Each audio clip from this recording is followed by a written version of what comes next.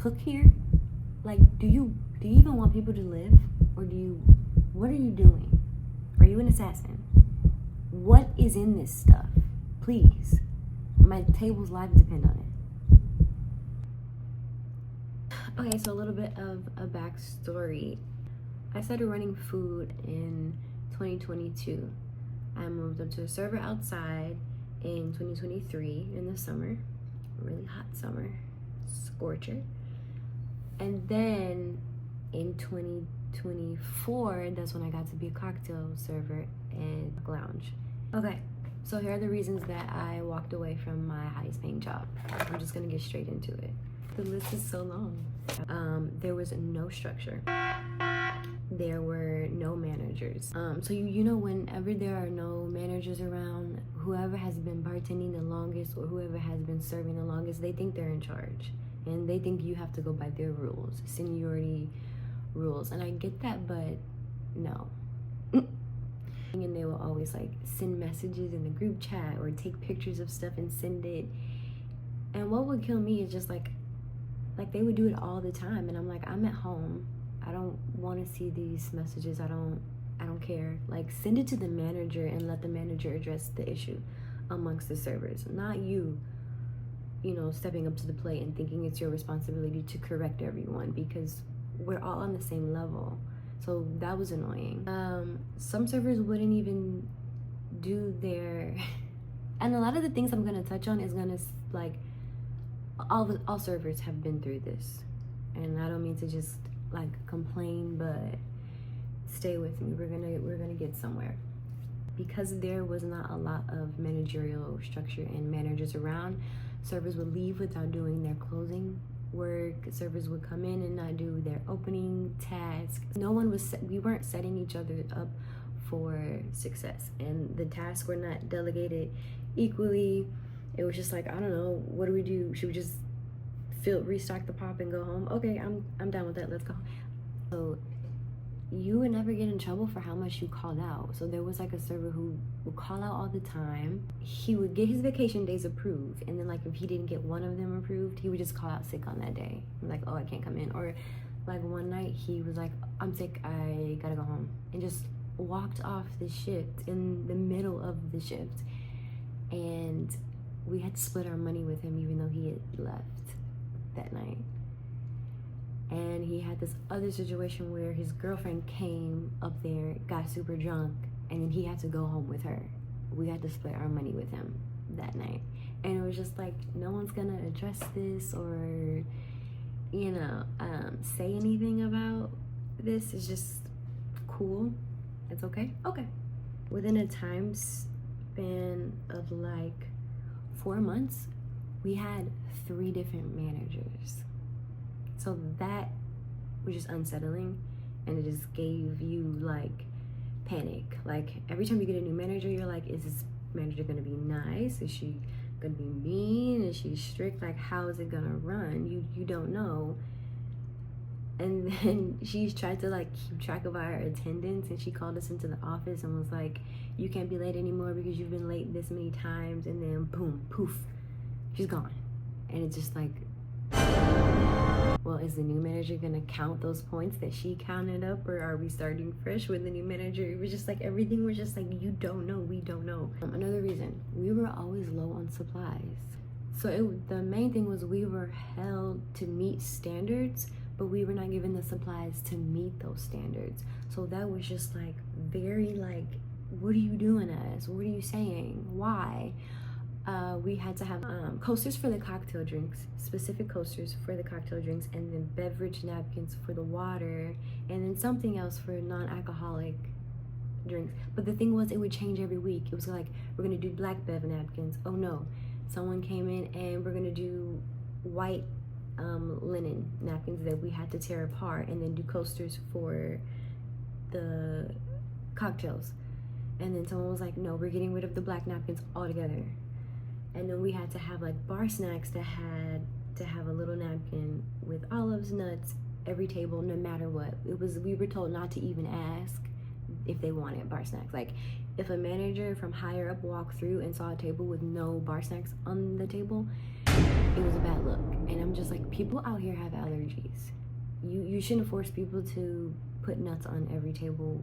We need to stop and ask. The first thing needs to be, are there any allergies? Would you like bar snacks? It makes sense to ask sometimes. I don't, it was like the guest experience almost didn't matter. They just wanted to have like Forbes standards met. They didn't really care. So one day I actually ran another server's drinks to a table and we were out of coasters. Did we have a manager that we specifically didn't have a manager this night, I remember, because at the time our manager name was Diana and she hadn't been there very long. So I run a martini that was a little bit low, like the bartender just made it short for whatever reason, I don't know, no one was watching him, so he made it short and I ran it to the table, and this table was a shopper or something, or like a fake secret, you know, like shopper. And I didn't know. To this day I still don't care. I wouldn't change anything that I did. So I dropped the martini, and I think they had to ask for bar snacks. I'm supposed to offer. That was my fault, but it wasn't my table, so I'm like, maybe he already offered them bar snacks. I don't know. I have tables of my own that I have to get back to. So they asked for the bar snacks. I bring them the bar snacks. However, when I put the martini down, we didn't have the right coasters. So I gave them a napkin and I put the martini on a napkin. And when I brought them the bar snacks, there was like a gold spoon and then like a gold pick that needed to go in the center. I put the gold spoon. We didn't have gold picks. We were out. We don't have no running side work. And if it's just 3 servers, the whole restaurant is full. There's no host. So people are seating themselves. We don't have time to go running around looking for no pick. We needed to have a manager on duty at all times to meet the standards, and that just wasn't happening. So I bring them the bar snacks with one of the picks that you pick, like the cherries and like a wooden pick. I'm off for the next 2 days. I go out to dinner with my best friend. I go to eat. I get a call. No, actually, I get a text message saying, hey, are you available to talk? And I'm like, I text back, I'm like, who is this? She's like, it's Diana, your manager. And I'm like, okay, yeah, what's up? So she's like, what happened at table 41 the other night? They got a martini that wasn't that full, and they said that they had to ask for bar snacks, and when they got the bar snacks, they had a wooden stick. First of all, why? The way my panic is set up, I'm thinking I killed someone. I'm thinking I gave peanuts to someone and they passed away from an allergy. Like, why are you calling me outside of work over this? Like, that right there could have waited till my next shift. I couldn't believe it, y'all. I could not believe it. I'm like, we're not working at a hospital. Like, be for real right now. Are you hearing yourself? So boom, there it is. The next, this is not really a reason that drove me to quit, but it definitely didn't help. One night there was a drunk guy, which there's always a drunk guy in a lounge of a hotel. What's new? He asked me to point him into the direction of the restroom, and I pointed to the restroom, and he's like, oh, you're so beautiful, your hair's so long. I'm like, thank you. He's like, but I need more assistance. Like, can you kind of walk with me because I'm so drunk? I'm like, okay. So I walk him towards the restroom. He grabs my hand. He kisses my hand. I pull it away. He grabs my hand again and pulls me towards the restroom with him. I tell my manager, he has security come out. And security is just like, this stuff happens all the time. Like, I have 4 sisters. This stuff happens all the time. That was a whole ordeal. I had to write a statement, blah, blah, blah. But the big thing is security didn't get his name. They didn't get his room number. They didn't get anything. And I saw him again a couple of nights later. And there was no manager on duty the second time that I saw him. So I just had to go to the back and try to like hide away. And it's just like, who wants to work like that? You know, feeling uncomfortable. That's like physical, almost physical assault. On to my next reason. We had the longest shifts. We were the only outlet on the restaurant that had the longest shifts. The morning shift was always a burden and always so stressful because there was only one server.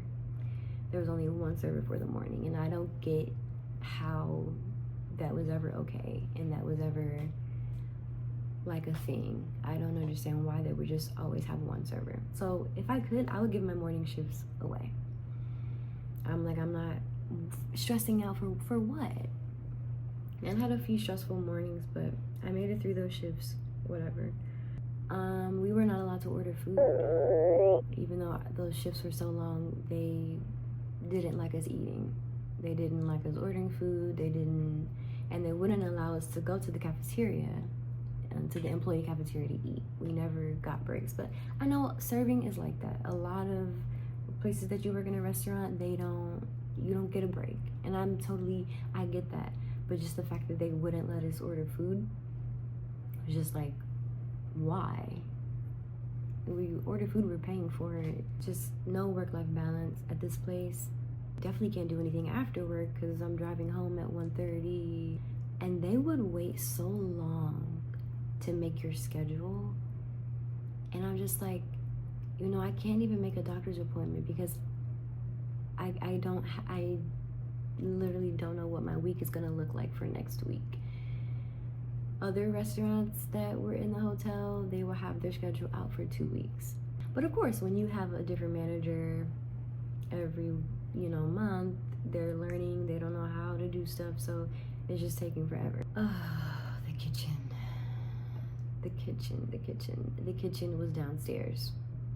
We had food runners that did not speak the same language as us. If we needed a condiment, we had to go in our phone, text in the group chat, and ask for it and hope that a food runner saw it and bring up the condiment. So it would be 15 minutes for barbecue sauce. We had to keep our condiments in the kitchen. Ranch, honey mustard, all of the stuff was downstairs. How inconvenient. How that's not centered around the guest experience. The food would come up in a hot box. So they would stack the food in the hot box, put it in the elevator, and then bring it up. How slow. And then sometimes when it came up, the kitchen was so bad the food wouldn't even be correct. It was always undercooked or overcooked, or the kitchen never paid attention to allergies. It was just like, you put gluten allergy on a burger and you're still gonna get the onion strings on it. It's just like, wow. And then on the fly, please, on the fly meant nothing. If you had an order and it was messed up and they needed to recook it or redo it, they were gonna have to wait another 25 minutes for the food. It didn't matter. So it was just like, just thinking about it like makes me have panic. Yeah, it was one time the elevators were broken, so just imagine how long the food was taking. One time the food runner got trapped in the elevator and had to crawl through a space. She came out, she was all dusty. We were like, what? She was like, oh no, I'm okay. This always happens in my country where I'm from. I'm just like, it's not okay. Food just overall always took longer than it should have. It was always like a 20-25 minute wait, even for a Caesar salad with chicken. And people don't want to wait that long for their food. It's crazy.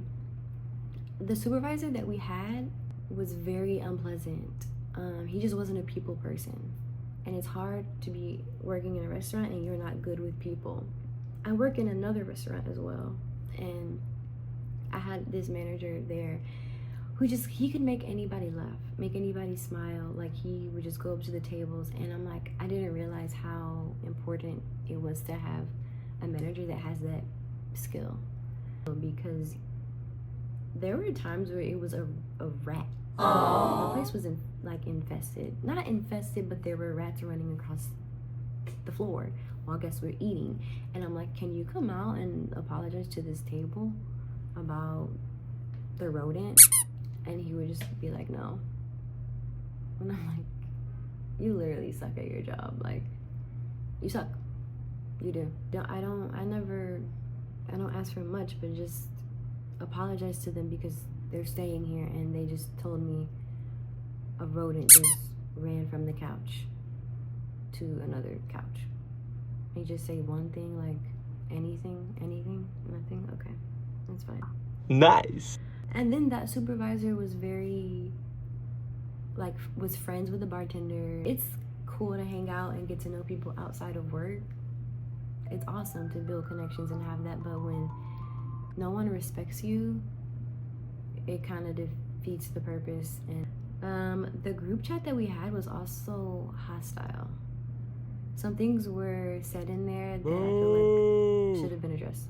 It should have been stopped right away, and it just felt like no one cared. And I never said a mumbling word in that group chat. Never. I just would look at it and I just wouldn't. And then get this, we weren't allowed to be on our phones, but we needed our phones to ask for silverware. We needed our phones to ask for ketchup. We needed our phones to ask for linen. We needed to contact the food runners that were downstairs to bring up stuff. So that's just like extra stress. I'm trying to text really quickly, ask for ketchup for my table, and then put my phone away and pretend like, and I'm just like, you know what? This is outstanding. It's very limited staff, very low staff. So, and we work very closely. And like I said, very long hours. So we would get tired of each other quick and kind of, I saw a lot of like going back and forth. I never really had no real big issue, but just being in an environment where you see people like threatening to hurt one another or threatening to beat them up outside of work, or you know, just no one wants to work in an environment like that. I work at another restaurant and I've never seen anything like that. I would never, it's so much love at the other restaurant that I work at, but I was making so much money. Pooling tips. The worst experience. Pooling tips was just really awful either way, because if you made enough money, you made the most money, you just felt like, why do I have to share my money? And if you made the least money, or even maybe the second least, like not as much as everyone else, you felt like you were unworthy. And people will make you feel like that by the comments that they said. And in my head, I'm thinking, why don't we just not split our tips up? Because it's just causing everyone to feel inadequate. So then we would have these 9 a.m. meetings when we would get a shopper or something would go wrong, and it was just like, you have to be here at 9 a.m. in the morning, just for them to be like, this shopper didn't get bar snacks at this time, or they drink within the 4 minutes or whatever. And it was just like, this is very discouraging. Every meeting is like this, you know, and nothing ever gets better. And also they would have these REOs, like these events. Like we would have 3 servers, 1, 2, 3. It was 3 sections and then an outside. So we would split it up into 3 sections, and we would have 3 servers. And then all of a sudden, it's drop everything you're doing. We have an event outside, and it's going to be 40, 50 people, and they all want to have drinks. Do you know how hard it is to take care of your section and then go outside and handle an event where people, you know, when it's like those type of work events, people are like, bring us a bottle of champagne. We need this, you know, Coke and rum. I want Bacardi. I'll take a Miller Lite. I want because they're not eating and they're not dining. They're just like constantly, like their boss is paying for everything, so they just want it. And it's just like, how can you do this to us in the middle? You see, we have tables. What's going through your mind that you think that this is okay? And then it turned out that the REO was supposed to just be drinks. They're like, you know what, bring us a menu. We're gonna do food. So now we gotta get them silverware, we gotta get them plates, we have to get them napkins, and still keep a handle on our tables on the inside. It's like, you couldn't call somebody from banquets to handle this. Yeah, the money is good, but nobody wants to lose their mind. Then, if you had a question about the menu or you needed to talk to a chef, you would have to call on a house phone and hope that they picked up, because if it was too busy, they would take their phone off the hook. And if you had a question about an allergy or an ingredient, that is the way you had to communicate with them. If they saw your ticket and they didn't understand it, they would have to call on the house phone and hope that you were around. It's just thinking about this is like, why? But that's how it was. And if you had a question about an ingredient or how something was made, prepared, Bruh. how many different descriptions you would get from all the different cooks was impeccable. 1 minute, the smoked chicken flatbread can be gluten-free if we do it without the salt. It was like some chefs would say one thing, then another chef would be like, no, this pesto is made out of sunflower seed. No, this pesto has actual nuts in it. It was just like, do you even cook here? Like, do you even want people to live? Or what are you doing? Are you an assassin? What is in this stuff? Please. My table's lives depend on it.